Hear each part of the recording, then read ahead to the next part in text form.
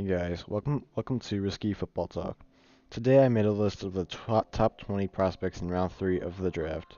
Before we get started, I just want to say thank you all so much for the support.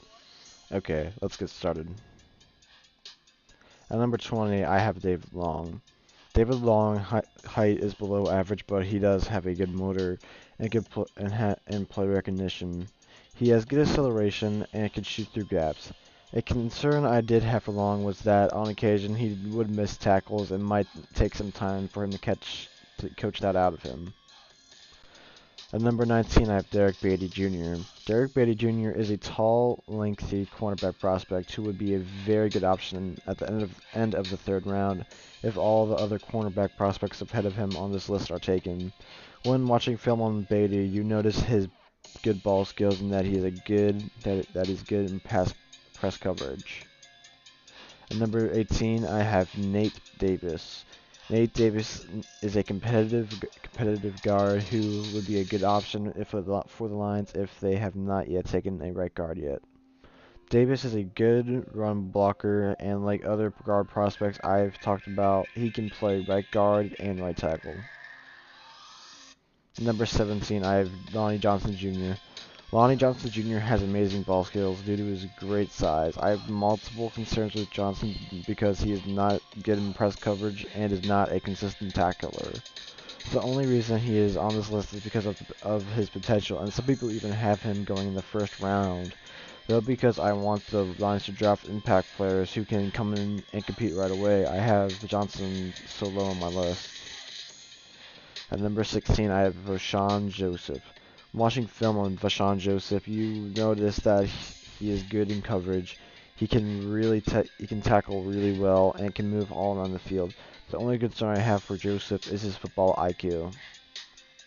At number 15, I have Michael Jackson. Michael Jackson is another cornerback prospect that I think Matt Patricia will like. He is a physical corner with good ball skills. He is a good in man coverage and is a good tackler. At number 14, I have Khojali Wearing. Khojali Wearing would be a good tight end option late in round 3. He is a very athletic tight end who can make any contested catch. He would be a very good weapon for Stafford and could develop into something special.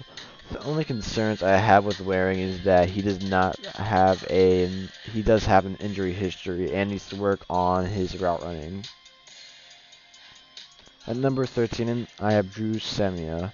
Drew Samia is a competitive player. Samia has good mobility and space blocking. If the Lions have not yet addressed the right guard position in the draft yet, Samia would be a good option. At number 12, I have Jermaine Pratt. Jermaine Pratt is a physical linebacker that was once a safety, which shows due to his above average coverage abilities.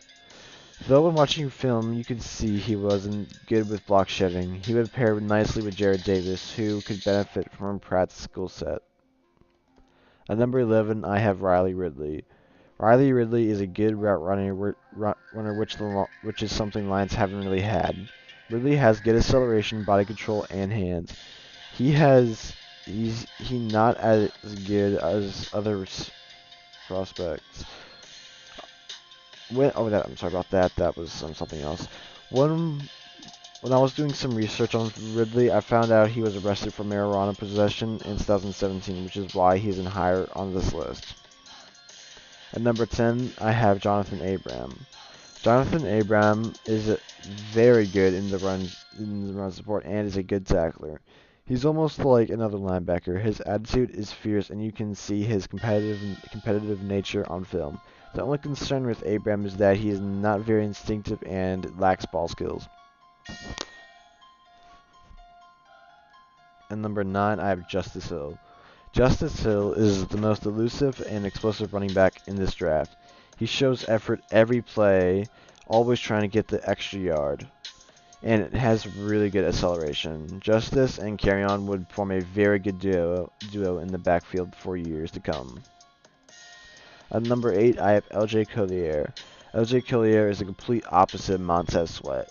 Collier rushes the quarterback with urgency with a variety of pass rush moves, even though he's a bit sluggish.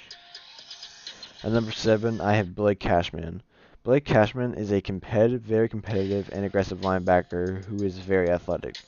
When watching film on Cashman, you notice his good coverage skills and his awareness. He is not the best tackler, but what I liked about his tackling is that most of the time he would hit low, which is very good to see in a linebacker. At number 6, I have Andy Isabella. Andy Isabella is a very fast slot receiver, running a 4.31 at the combine. When watching film on Isabella, he has great change of direction and is a very good route runner with decent hands. He has great after the catch ability, but is poor in contested catches. He would definitely be a good weapon for Stafford. At number 5, I have Shawn Bunting. Shawn Bunting has above average ball skills, with 9 career interceptions, which is what you want in a playmaker. I do have a couple concerns with Bunting because he's not great in run support and would need to work on his tackling. Overall, Bunting would be a very good player to add to the Lions secondary. At number 4, I have J.J. Arcega-Whiteside. J.J. Arcega-Whiteside is one of my favorite prospects in this draft. What I like about Arcega-Whiteside is that he is a very good option in the red zone and has great ball skills. He doesn't, however, have very good athleticism or run after the catch ability, but will still upgrade the Lions' receiving corps and possibly prepare for Marvin Jones' departure. At number 3, I have T.J. Edwards. T.J. Edwards is one of my favorite linebackers in this draft. He is great in coverage, allowing the lowest passer rating among all linebackers in this draft, and has 10 career interceptions. He has great football intelligence and is an aggressive tackler. When watching film, you notice his good awareness and play recognition. He has the production with 4 years with over 80 tackles. At number 2, I have Joequan Williams. Joequan Williams is a good cover cornerback with the size to be an elite quarterback in the NFL. Watching film, I noticed that Williams has good ball skills and great press ability with good ball awareness. He should immediately upgrade the Lions secondary. At number 1, I have Khalil Hodge. Khalil Hodge is a fan favorite among the Detroit Sports Lions, getting the most praise from Luke G, and when watching film, it's easy to know why. Hodge is the most complete linebacker in this draft with good technique and is always where the ball is. He has the production with over 400 tackles in the past 2 years and allowed a 39.4 passer rating when targeted, which is second among all linebackers in this draft. He would be an amazing addition for the Lions and would be the impact player we've been searching for. Okay, guys. That's the end of the video. I just want to say that I will be going live with Micro Mike on Monday at 6 p.m. Eastern Standard Time.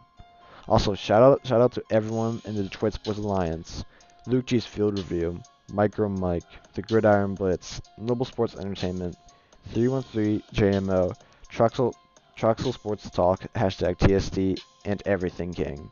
Okay, that's all for now. I hope you enjoyed the video. I'll see you guys later.